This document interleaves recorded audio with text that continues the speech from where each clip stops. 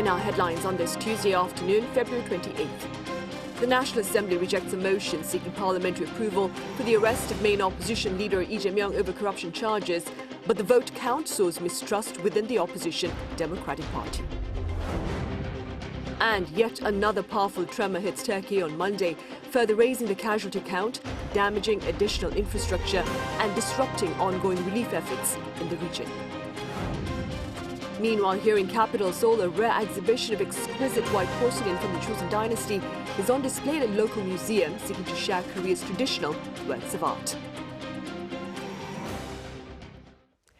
Earlier on Monday, the opposition-led parliament voted against the arrest of the leader of the main opposition party over allegations of malfeasance. But the vote count itself, the result that is, appears to have divided the opposition and united the ruling. Our political correspondent Han Sung-woo reports.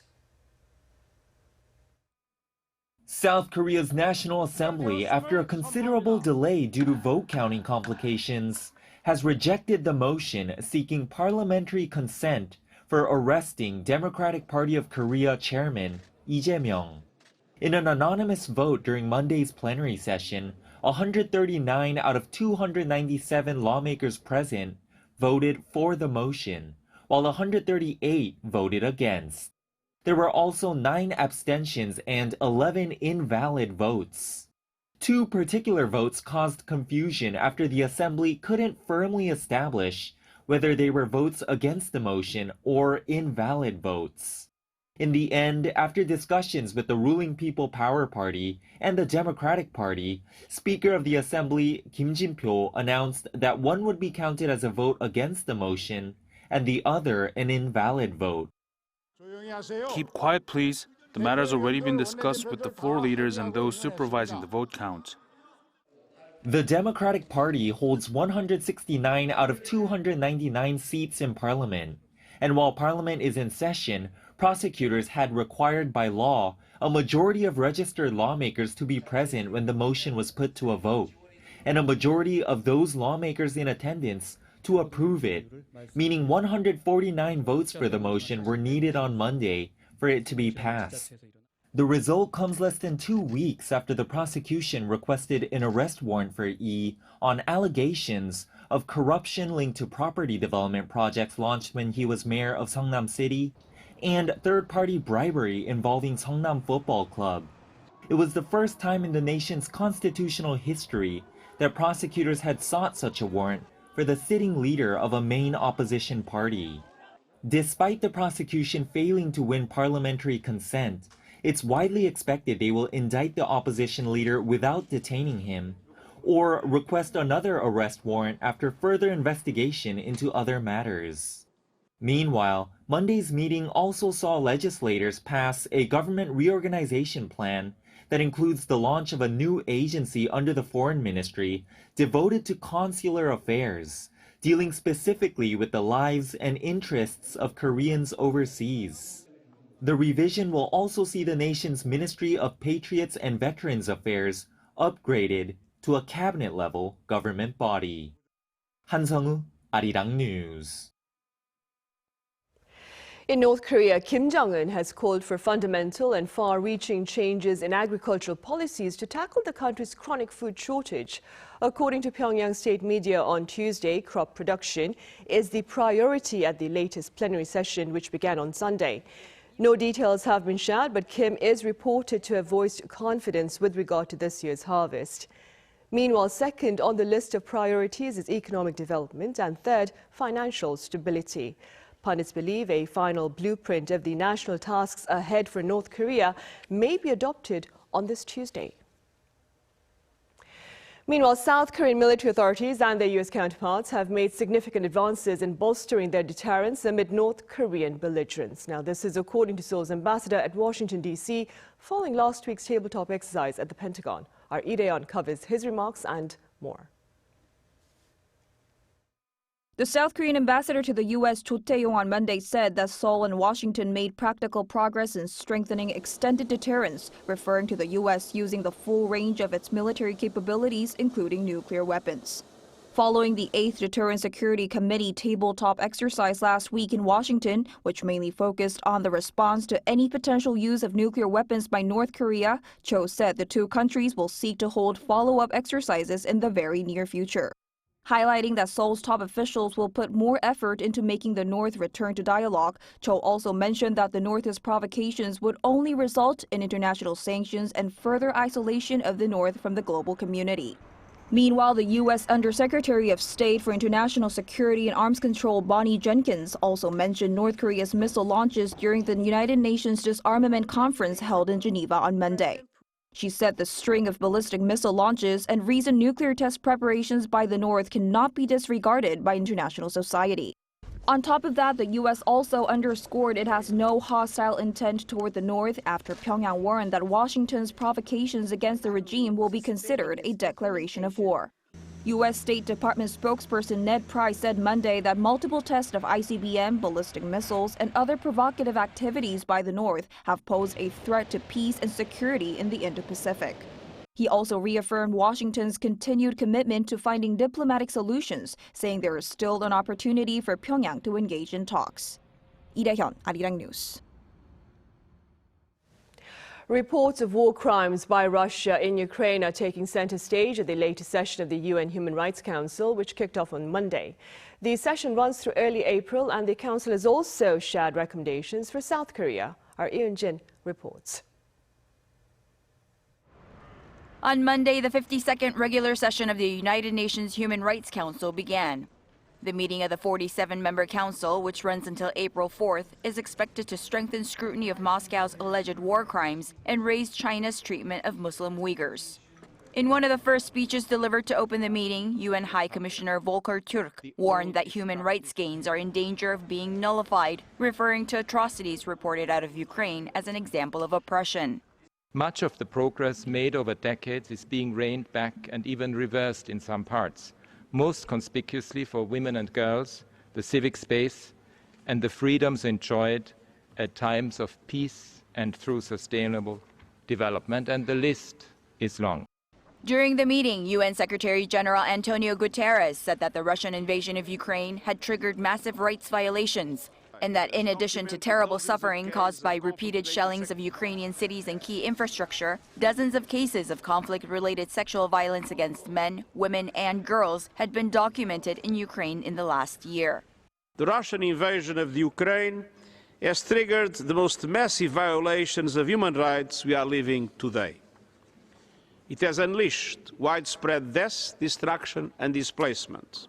Member states are also watching how the UN High Commissioner will refer to China, as Beijing is being accused of genocide against Uyghurs, an ethnic minority in the country, including the alleged mass use of forced labor in internment camps. China has vigorously denied the allegations. Meanwhile, South Korea's National Human Rights Commission reviewed recommendations from the UN body and issued a statement on Monday urging the government to enact a comprehensive law banning discrimination and the abolishment of the death penalty. The UN also recommended that South Korea promote women's rights, protect the rights of groups vulnerable to climate change, and prevent rights abuses arising from advancements in artificial intelligence and information technology. Seoul is required to notify the UN body of its decision to accept or reject the recommendations before the Council convenes an organizational meeting in June. Eun-jin, Arirang News.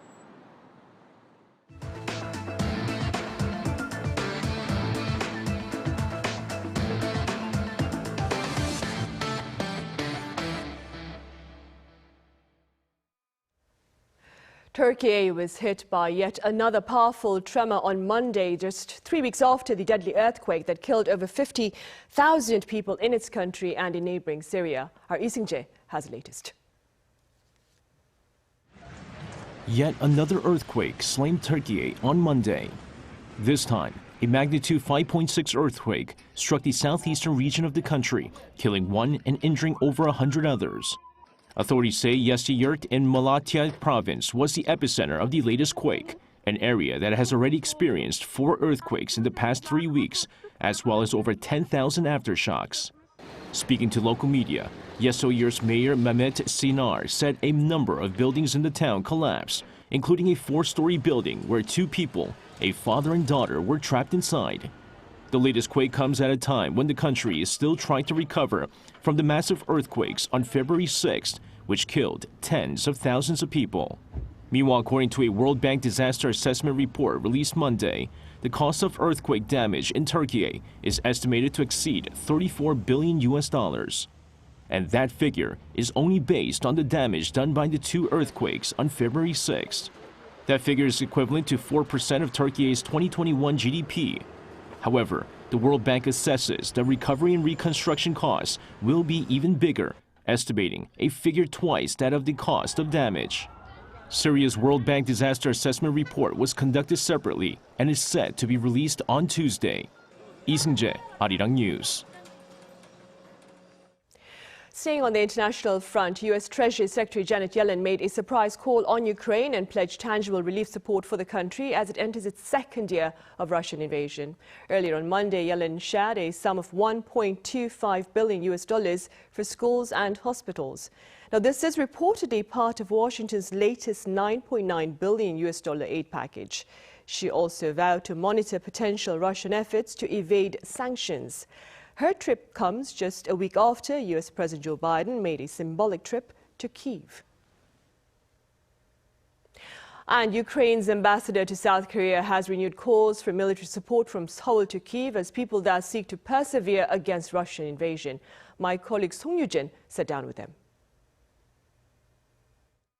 A year into Russia's war against Ukraine, to look back at the past year and discuss how to prepare for its second year, defense experts gathered in Seoul on Monday. There, I had a chance to sit down with the Ukrainian ambassador to South Korea. He describes 2022 as a year of challenges, but with hope. It was a really difficult year for us, but we are resisting, and the year of, as well, not only the suffering, but the year of achievements and heroism of Ukrainian people. Our military forces was managed to liberate half of occupied territories. There is speculation that Moscow could carry out a large-scale offensive around spring in order to change the course of the war in its favor. More upgraded support from allies is crucial not only for the sake of Ukraine, but for the world. Now we are talking about the air defense capabilities and long-range missiles. See, at least our close partners from the NATO and from the European Union already understand that as much they supply us with the military equipment, including the sophisticated one, as better and earlier the situation will be resolved. As for the chances of peace negotiations, the ambassador stressed that could only happen once Kiev retakes all occupied territories and once Moscow pays the price for its war crimes. Russia should accept and repair all damages that they done to, I'm not talking about the population damages, I'm talking about economic damages. Population damages, I mean how many people already died, it's absolutely unpayable. And it's the matter of the International Criminal Court. And the ambassador believes South Korea can help bring peace to Ukraine. We hope that the government will be able to change this situation and decide to provide Ukraine with the military assistance, but the other assistance, like political assistance, the direct dialogue between to our presidents. Song Yoo-jin, Arirang News. In local news, Seoul's Environment Ministry has granted the green light, but with conditions for a blueprint to build a second cable car line at Seoraksan National Park, much to the dismay of environmentalists. Our Jong-un explains. Plans to open a second cable car line at Seoraksan National Park have been conditionally authorized after more than 40 years of controversy. The Ministry of Environment on Monday gave conditional consent to an environmental impact assessment to build and operate a cable car system over a natural reserve area on Mount Seoraksan. The Environment Ministry's regional office in Wonju said a supplementary report submitted by the Yangnam County government included measures to reduce the project's negative environmental effects. The plan to build a cable car is one of the Yoon Suk-yeol administration's 15 key regional development tasks for Gangwon Province and was a campaign pledge by Gangwon Province Governor Kim Jin-tae. The project, pursued since 1982, seeks to build a 3.5-kilometer-long cable car system between the Seoraksan National Park's Osek area in the county of Yangyang and a spot near the mountain's summit. The site is within a state-designated nature reserve as well as a biosphere reserve designated by the United Nations Educational, Scientific, and Cultural Organization. The plans have been long disputed over its environmental effect and were previously turned down several times because of environmental impact assessments. It's also caused a deep divide between those pushing for regional development and others fighting for environmental conservation. Preservationists argue the region's ecology, including mountain goats, would sustain irreversible damage. The Korea Environment Institute has previously stated that the considerably adverse impact the project will have on the environment renders it inappropriate. Environmentalists have also expressed concern that the latest decision may bring on a national park development boom and pledged to protest the plans. Meanwhile, those for development claim the project would provide an economic boost to the local economy. The decision marks the clearance of all administrative hurdles for the project, besides a regional budget review by the Interior Ministry for over 50 billion won. If everything goes as planned, construction will begin next year and the cable car will start operation in 2027. Jong-un, Arirang News. On the cultural front, a rare collection of precious white porcelain dating back to the Joseon Dynasty is being showcased at a local museum here in capital Seoul, and our Kim Jong-sil offers us a glimpse.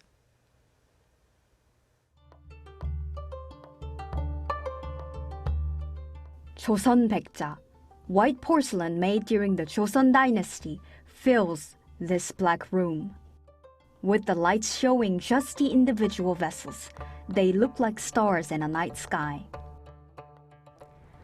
A jaw-dropping collection of 31 porcelain vessels, more than half of all the Joseon Dynasty porcelain designated as treasures or national treasures, is under one roof here at the Leeum Museum.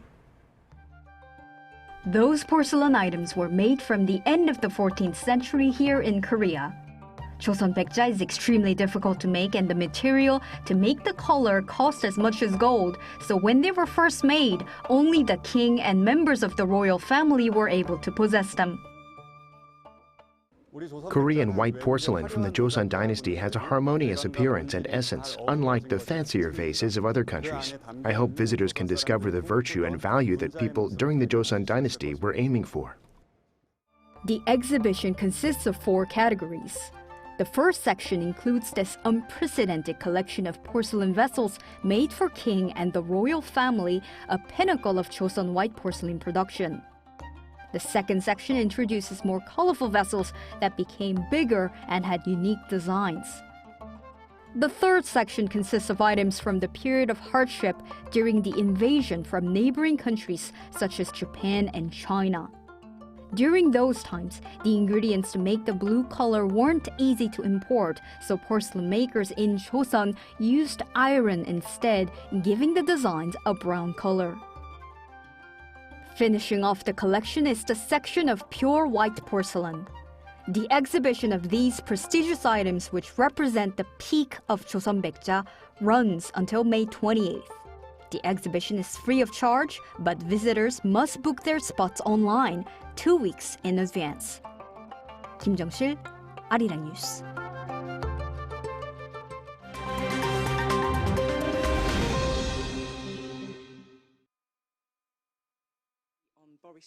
Let's take a look at what's going on in the world now. In the United Kingdom, a new Brexit deal for Northern Ireland has been announced.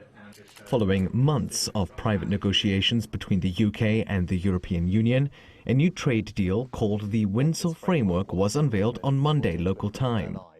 This after a meeting between UK Prime Minister Rishi Sunak and President of the European Commission Ursula von der Leyen. It replaces the much-criticized Northern Ireland Protocol, which was introduced after Brexit in an attempt to avoid a hard border between Northern Ireland and the Republic of Ireland. The new framework will see products going from the rest of the UK into Northern Ireland divided into green and red lanes. The green lane for goods that will remain in Northern Ireland will have minimal checks and paperwork. The red lane for goods that could be bound for the Republic of Ireland or the rest of the EU will be subject to normal checks. Meanwhile, Canada has banned TikTok from all government-issued devices as of Tuesday local time. Announced the previous day, the ban means that the app will be removed from the devices and that government employees also won't be able to download the application in the future. The Canadian government says the Chinese-owned short video platform presents a, quote, unacceptable level of risk to privacy and security. TikTok has since expressed its disappointment at the ban, saying that the decision was made without highlighting any specific security concerns. The move follows a similar decision by the European Union to ban the app in official settings last week. Moving over to Türkiye now, where thousands of teddy bears rained down onto a football pitch during a match at Istanbul's Vodafone Stadium on Sunday. The plush toys were thrown by spectators and will be donated to children who survived the deadly earthquakes which struck Türkiye and Syria in early February, killing over 50,000 people. Competing clubs Beşiktaş and Antalyaspor made room for the gesture by stopping the match at 4 minutes and 17 seconds, reflecting the time that the quakes first hit the country at 4:17 a.m. Meanwhile, some spectators directed criticism at the Turkish government over its response to the disaster and brandished signs calling for resignations. And finally, a flower war has broken out in the streets of the Greek fishing town of Galaxidi. The scenes are all part of carnival celebrations that took place on Monday local time.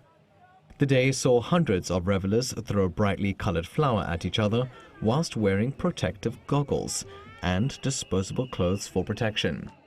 Called Clean Monday, the annual event marks the end of carnival season and the beginning of the Greek Orthodox Lent. It's said that the tradition began as an act of defiance in the 19th century after Greece's occupiers, the Ottomans, banned carnival celebrations at the time. Matthew Ashley, Arirang News.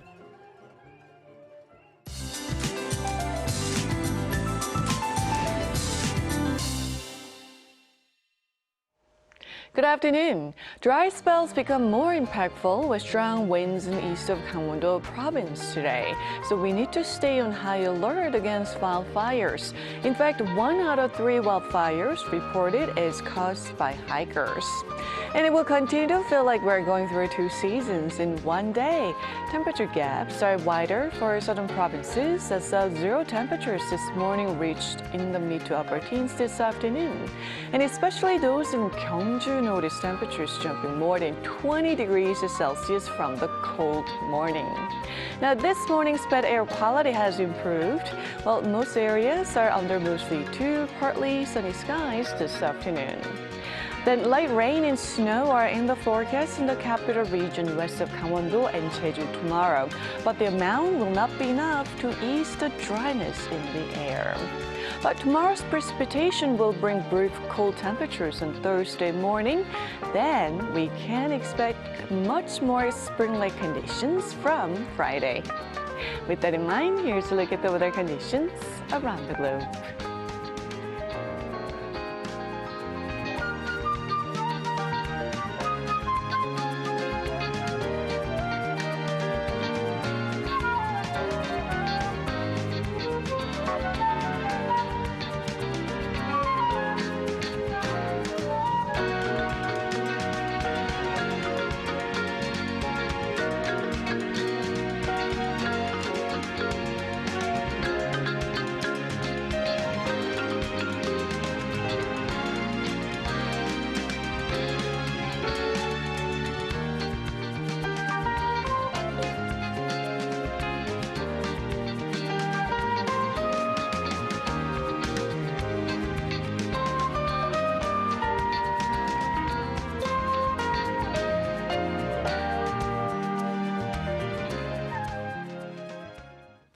that ends our afternoon newscast for this Tuesday, but do stay with us for our panel session coming up right after this break. See you in a bit.